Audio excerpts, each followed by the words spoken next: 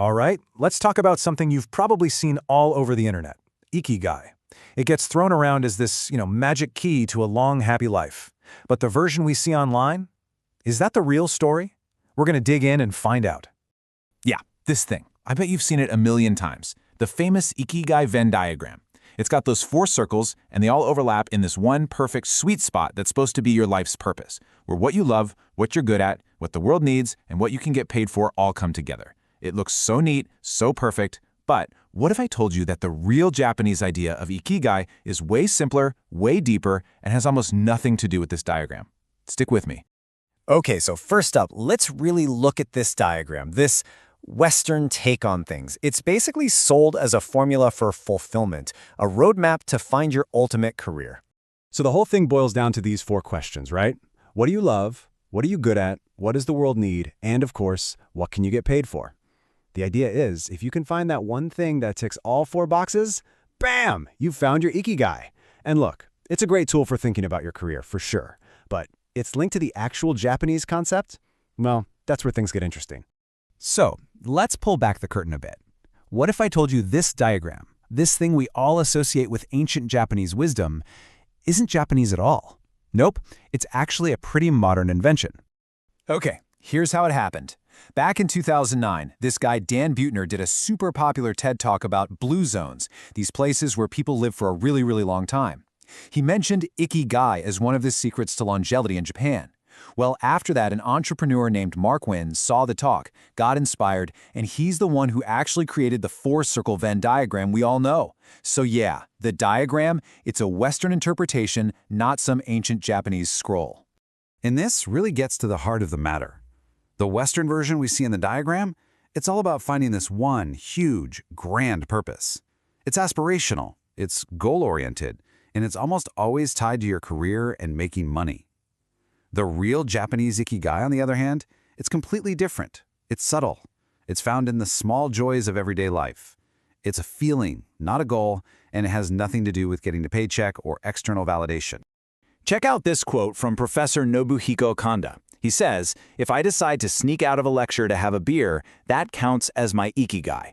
I mean, how great is that? It's a bit shocking at first, but it just perfectly nails the spirit of real Ikigai. It's not about climbing some huge mountain. It can be that tiny, personal moment of joy and freedom. It's your reason for being, not your reason for achieving. All right, so we've kind of busted the myth of the diagram. So if that's what Ikigai isn't, then what is it? Let's dive into the real Japanese meaning. The word itself actually tells you everything you need to know.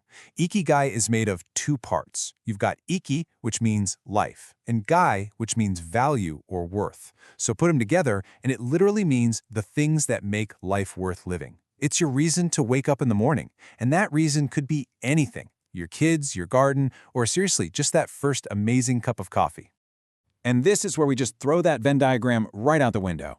The real Japanese Ikigai, it's not about making money. It's not about what the world needs from you. You don't even have to be good at it. And it's not just about what you love either. It's so much more personal. It's about that inner feeling of fulfillment, not about what you can show to the outside world.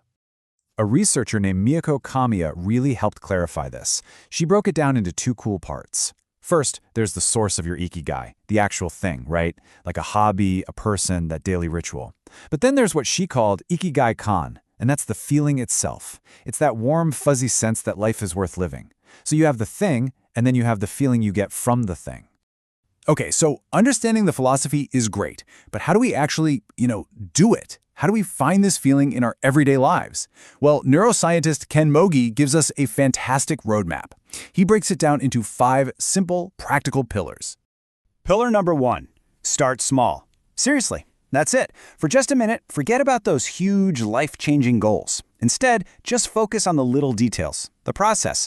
It's about enjoying the small steps, whether you're working on a big project or just making the perfect piece of toast. This idea of starting small ties in perfectly with another Japanese concept called kodawari. It's kind of hard to translate directly, but it's like having this personal, obsessive commitment to detail.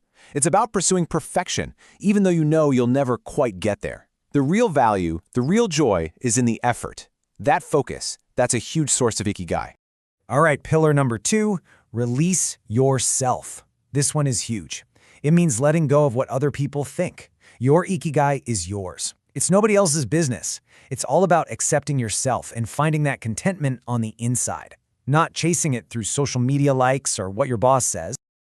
Pillar 3 is all about harmony and sustainability. See, Ikigai isn't just a selfish thing. It's about realizing that you're part of something bigger.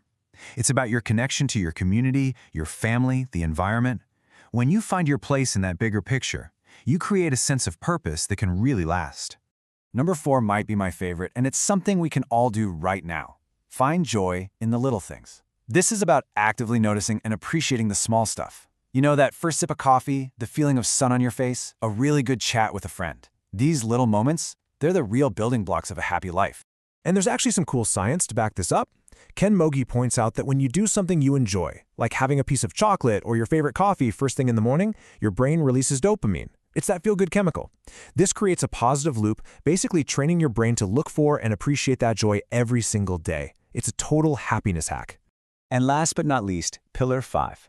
Be in the here and now. Think about how little kids play. They're not worrying about yesterday's argument or tomorrow's to-do list. They are 100% in the moment.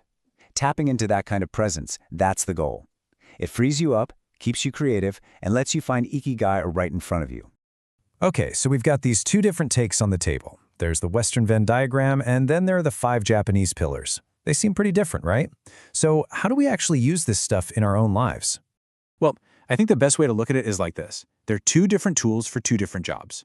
The Venn diagram, it's actually a pretty decent tool for career planning, for brainstorming what kind of work might make you happy. But the 5 pillars, that's a philosophy for your entire life. It's a daily practice for finding joy and meaning in everything you do, long after you've clocked out. And look, finding this sense of purpose, whichever way you approach it, isn't just some fluffy, feel-good idea.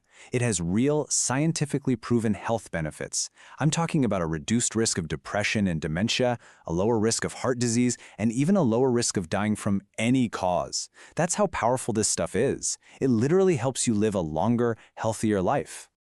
Ken Mogi has this quote that just wraps it all up so perfectly. He asks, why are you chasing a sweet spot when you can have a spectrum? And that's it, isn't it? The diagram has us all hunting for this one tiny, perfect point.